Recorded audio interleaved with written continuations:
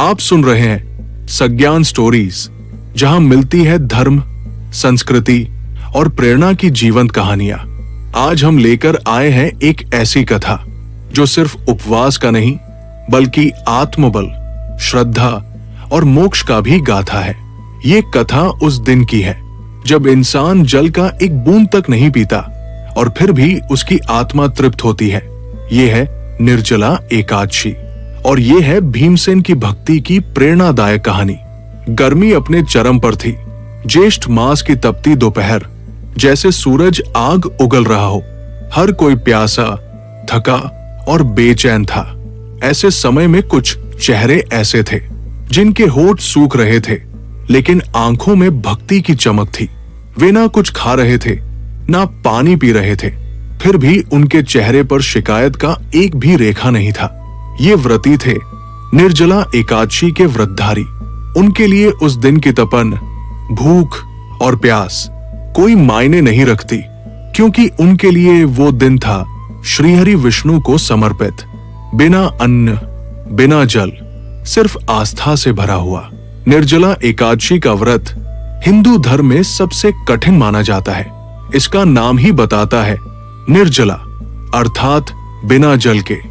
आमतौर पर एकादशी के दिन अन्न का त्याग किया जाता है, लेकिन इस विशेष एकादशी पर जल भी ग्रहण नहीं किया जाता। ये व्रत ज्येष्ठ माह के शुक्ल पक्ष की एकादशी को आता है, जब गर्मी अपने चरम पर होती है। ऐसे में निर्जल रहना शरीर से नहीं, आत्मा से किया गया तप माना जाता है। इस कठिन तपस्या के पीछे एक बेहद प्रेरणादायक पौराणिक कथा भी है, जो सीधे महाभारत काल से जुड़ी है। ये कहानी है महाबली भीमसेन की। भीम जो बलशाली थे, अपार शक्तिशाली थे, लेकिन भोजन के बिना एक पल भी नहीं रह सकते थे। जहां युधिष्ठिर, अर्जुन, नकुल, सहदेव और माता कुंती नियमित रूप से एकादशी व्रत रखते थे, वहीं भीम इस परंपरा से खुद को दूर ही रखते थे। परंतु उनके मन में भी भगवान श्रीहरि के प्रति भक्ति की भावना थी। वे भी पुण्य कमाना चाहते थे, लेकिन उपवास उनके लिए असहनीय था। भीम ने एक दिन माता कुंती से अपनी समस्या साझा की। उन्होंने कहा कि वे भगवान विष्णु की भक्ति करना चाहते हैं, लेकिन बार बार उपवास नहीं रख सकते। ये सुनकर कुंती ने उन्हें महर्षि व्यास के पास भेजा। महर्षि व्यास ने भीम की बात ध्यान से सुनी और एक उपाय बताया। उन्होंने कहा, हे भीम, यदि तुम पूरे वर्ष की एकादशियों का पुण्य प्राप्त करना चाहते हो तो सिर्फ एक दिन व्रत रखो, लेकिन वो व्रत होगा अत्यंत कठिन। ये व्रत होगा निर्जला एकादशी का, जिसमें अन्न तो दूर, जल की एक बूंद भी ग्रहण नहीं की जा सकती। ये सुनकर भीम चौंक गए। उनके लिए ये कठिन था, लेकिन अपने जीवन में एक बार श्रीहरि की सच्ची भक्ति का संकल्प उन्हें प्रेरित कर रहा था। उन्होंने निर्णय लिया, चाहे जो हो जाए, इस एक दिन वे पूरी श्रद्धा से व्रत करेंगे। वो दिन आया। चिलचिलाती धूप थी, गर्म हवाएं शरीर को झुलसा रही थी। भीम ने प्रातःकाल स्नान किया, ध्यानपूर्वक भगवान विष्णु की पूजा की और संकल्प लिया कि आज वे न अन्न लेंगे न जल। जैसे जैसे दिन चढ़ा, सूरज और भी प्रचंड होता गया। शरीर थकने लगा, गला सूखने लगा, आंखें बोझिल हो उठीं, पर भीम का संकल्प अडिग रहा। उन्होंने भगवान से प्रार्थना की, हे श्रीहरि, मुझे शक्ति दो इस परीक्षा को पार करने की। रात्रि होते होते भीम बिल्कुल निढाल हो चुके थे, लेकिन उन्होंने हार नहीं मानी।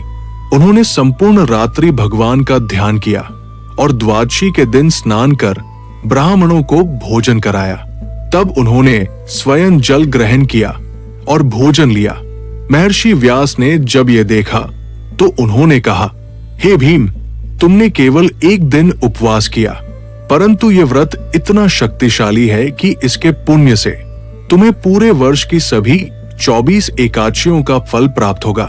ये व्रत पापों को नष्ट करता है, जीवन को पवित्र करता है और अंततः मोक्ष प्रदान करता है। तभी से इस व्रत को भीमसेनी एकादशी भी कहा जाने लगा। निर्जला एकादशी सिर्फ एक धार्मिक अनुष्ठान नहीं है, ये हमारे आत्मबल की परीक्षा है। ये दर्शाता है कि जब हम मन, वचन और कर्म से एक संकल्प लेते हैं तो शरीर की सीमाएं भी बाधा नहीं बनती। ये व्रत हमें त्याग सिखाता है, अन्न का, जल का और साथ ही अपने मोह, क्रोध और वासनाओं का। आज भी भारतवर्ष के कोने कोने में हजारों लाखों श्रद्धालु इस कठिन व्रत को रखते हैं। वे बिना जल ग्रहण किए दिन भर भगवान विष्णु का नाम लेते हैं, पूजा करते हैं, व्रत कथा सुनते हैं और रात्रि में जागरण करते हैं। अगले दिन द्वादशी को व्रत पूर्ण होता है, ब्राह्मणों को दान दक्षिणा दी जाती है और फिर स्वयं अन्न जल ग्रहण किया जाता है। निर्जला एकादशी हमें ये सिखाती है कि श्रद्धा अगर गहरी हो तो कठिन से कठिन व्रत भी सरल बन जाता है। जब मन में भक्ति हो तो तपस्वी बनना कठिन नहीं होता। ये व्रत ना केवल हमारे शरीर को संयमित करता है बल्कि हमारी आत्मा को भी जागृत करता है। ये सिर्फ एक दिन का उपवास नहीं बल्कि आत्मा की यात्रा है, अधर्म से धर्म की ओर, अज्ञान से ज्ञान की ओर और माया से मोक्ष की ओर। तो ये थी कथा उस एक दिन की जब सिर्फ शरीर नहीं आत्मा उपवास करती है। निर्जला एकादशी, जहां तप, त्याग और भक्ति मिलकर मोक्ष का मार्ग बनाते हैं।